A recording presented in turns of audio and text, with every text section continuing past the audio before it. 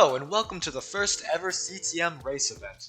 This is a brand new event that takes place on a designated CTM map, pitting players against one another to score as many points as possible, using their CTM skills and strategies. How do you score points, you may ask? Well, let me show you. By making contact with the objective boxes, players can earn 50 points, with a bonus of 10 if you're the first one there, and a 50-point bonus if you reach all the objectives first. However, with each player that scores that objective, its future value decreases by 2 points, capping its reduction at 10 points. The objectives can only be scored in order. For example, you can't score the third objective for the first objective. This means you have to score the objectives from white to orange to magenta, etc. to black, and then the monument. If a player is near their current objective, the objective will glow, letting the player know they are close by. The objectives, of course, are not the only thing to think about in CTMs. Don't forget our classic spawners as well.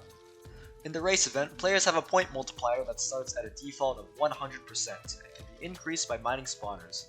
This multiplier is applied at the end of the event, meaning you can increase your multiplier or score objectives in any order. In addition to the objectives, you can earn points by finding them in chests throughout the map. There will usually be clusters of them at spawn and in intersections, and will be in lower quantity in early game dungeons and higher quantity in end game dungeons. These item points can also be obtained by killing monsters, which have a 15% chance to give 1 to 4 points. Now that we've covered all the ways to earn points, let's see how to lose them. In the race event, Cube Inventory will always be enabled to encourage fast-paced gameplay. However, to punish mistakes, there will be a 10% point reduction to players that die. Of course, you may set your spawn point wherever you'd like with a bed though. The event admin can also penalize any player they choose if they feel they're doing something that is too unsportsmanlike or being mean. Not all maps are made equal, and that's why we're introducing the new Race Sludge.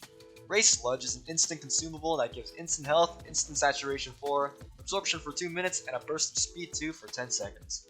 This is an infinitely usable item that has a 3-minute cooldown. The extra cooldown can be reduced by 10 seconds on every enemy mob kill. The cooldown is instantly refreshed on death, and if you accidentally lose it, you can go ahead and run /trigger sludge to give yourself a new one. Here's some extra information about the event. Shortcuts in the map may be locked behind certain objective requirements to prevent hard skipping. Shortcuts may also be added to the map if certain deaths are too punishing. Some chests may be replaced with new player-based loot chests that may be scaled up or down in quantity. This is of course to account for multiplayer loot scaling that is commonly an issue in CTM multiplayers. Before the event begins, players are locked in a preset mode where they cannot die, break blocks, or leave the area.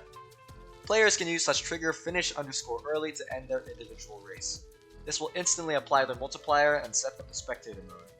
This will usually be done if a player wants to quit, watch, or leave early. Players who join the session after it has begun will automatically be placed into spectator mode. Any questions? Ask them down below. Other than that, see you this Saturday!